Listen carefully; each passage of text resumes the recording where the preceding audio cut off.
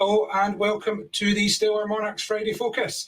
A one-man band tonight, myself, Graham Muncie, not joined as usual by Dave Harley, as I will briefly look back. I don't know when I want to bounce off, but we will give you reaction from a home defeat to open the Monarchs Championship season. Final score 48 to the Plymouth Gladiators, 42 to the Monarchs. A tough night for the Monarchs, who started without Lassie and Max James and then lost number one, Josh Pickering, after his second race. We hope for good news on Josh, but I believe the early diagnosis is he may miss the Workington match at the very least before we see what's happening with him. But that doesn't take anything away from Plymouth. The IRR rides for Josh were covered admirably. We took maximum points from the rest of Josh programme rides, and Plymouth came with Mason Watson stepping in at number one, and we're still able to get the job done. Story probably coming at reserve.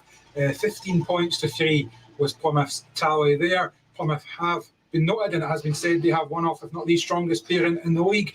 And Jacob Hook and Joe Thompson, who've both had excellent matches here in the past, were able to prove that. Both of them Joe taking 2 heat wins, Jacob with 2 paid wins, 15 plus 3 their score. And the Monarchs couldn't overturn that the rest of the way. There was excellent performances from the Monarchs. Kai Thompson, he had a fine night as he was required for 7 rides. He finished on 14 plus 2, but as we all know with these guys, when the team Aussies, they're not happy. I got up with Kai afterwards. We'll hear from him now. So Kai, tough night for the team, but I guess from your own point of view, a busy night, but back to the kind of points you would have been hoping for. Yeah, it was not what I expected at all. Thought we were really going to do some damage tonight, but no, that was the complete opposite, and a massive blow losing Josh. And hopefully it's not as bad as it is, but the look on his face wasn't too good. But yeah, I tried my hardest. Was out every couple of races and was getting pretty tired by the end, so just hung on to the last lap. I couldn't feel much in my hands. So, but no, not overly excited, even though the score was good for myself. But yeah, just gotta move on and hopefully return the favour when we go down to Plymouth. And yeah, I think we can do it. We got the team. Just hopefully Josh is fit, and we just got to keep moving forward. You mentioned that there. It's never good to lose at home, but I guess if you are going to lose at home, the first match is the one to lose, because then you've still got time. Yeah, it makes it more difficult, but it just it makes that target known a little bit more. Yeah, it definitely makes you hungry. It makes you fight harder, and but yeah, we just losing Josh, and they were strong. They were strong and in their reserves. So yeah, that's what got us in the end, and we can't do anything about it now, and we've got to push forward and yeah, do what we can. Yep, Kai Thompson there, as he said, it's now up to the Monarchs to push forward and go again, and that starts tomorrow or Saturday, depending on when you're watching this. It could be today, it could already happen, as the Monarchs head to Workington, 3 p.m. tapes up there. But what we kind of touched on it, and the story was in the solidity of the Plymouth team. They were scoring throughout. Mason Watson, no offence to Mason, he's not a championship number one. He was forced to step in, and he didn't score from his 3 rides. But after that, you'll see the scores going along the bottom of your screen there. There was 6 points from Alfie Botel, 5 from Kyle Newman, 7 and 8, as I've already touched on, from Jacob and Joe. Ben Barker had 9 plus 1. He was unbeaten in his first 3. And the man that I kind of tabbed on commentary before the meeting even started as probably my rider of the season in British Speedway so far, Dan Thompson, who helped himself to 13 points and a Heat 15 win. So, excellent scoring throughout there that the Monarchs couldn't just match up. We lost Josh. Josh had won his first race. We lost him in his second. Sam Hagan stepped in for Lassie and battled all night, and he was rewarded with a Heat win in Heat 8. I've already mentioned Kai, scored well throughout. Paco, he'll probably be angry with himself after tonight. I know Paco, and I know he was hoping to, he said to me after Ashfield, he thinks he should be putting 9 and 10 on the board every home match. So I know he'll be disappointed with that.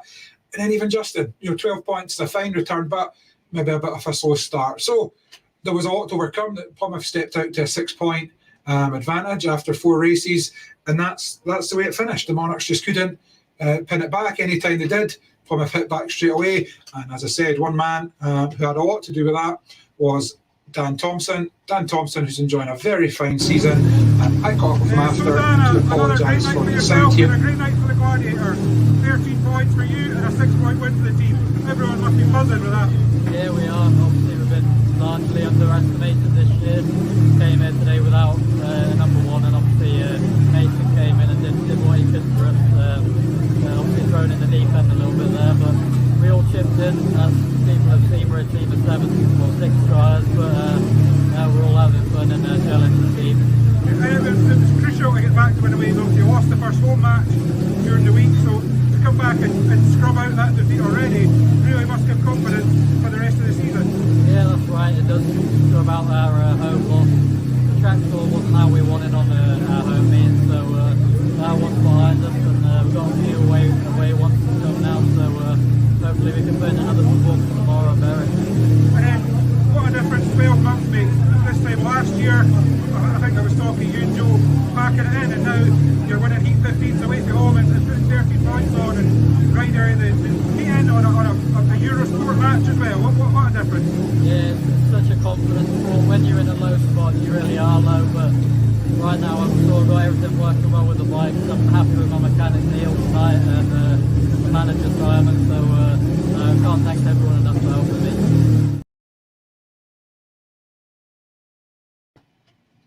Yeah, Dan Thompson there. He can be delighted with another fantastic night's work, and Plymouth now move on to Berwick on Saturday night, looking to repeat the feat. As I mentioned earlier, it was a bit of a nip and tuck match. Plymouth got that lead, the Monarchs hit back, Plymouth got the lead back up to 6 and then held it with, it was a barrage of 3-alls in the middle of the meeting, but Heat 13 5-1 for the Monarchs had made everyone think there was a chance. Heat 14 was to be the match clincher though for Plymouth, as it was Kyle Newman and Jacob Hook up against Paco Castagna and Dale Wood. And for you Plymouth fans, and the Gladiators are showed first. They take the lead into the first bend. Paco rounding Dale Wood, and he'll try and put up a challenge on the outside. He has to shut off there. As he looks to get round Kyle Newman first. Squares the bend off and no way pass. So it's the Gladiators on a match winning 5-1. Just now Paco cutting to the inside, but Kyle Newman knows exactly where to be. He's a very good rider on the inside here. Paco moves back to the outside, locks it up there instead of letting it run. And the Gladiators just keep picking these blocks off. Newman team riding his partner round. Paco's going to need to do something special if he's to get into the mix here. He's back on the outside, will let it run this time. He does go a little bit further, but still no way into the mix as they enter the last lap. It's the Gladiators 1 and 2. Enter the final corner. This will seal the 2 points on the night for the Gladiators. Paco going for a big blast, but he's untidy, and that's that. It's a match win on the night for the Plymouth Gladiators.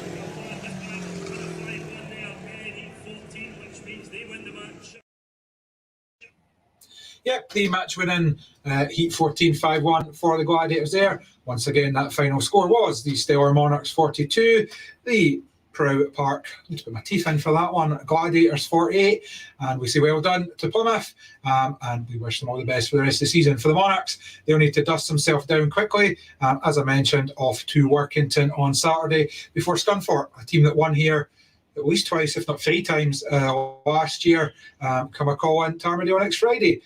We'll be back during the week with the EMTV social, so until then, as always, thank you very much for watching, and good night.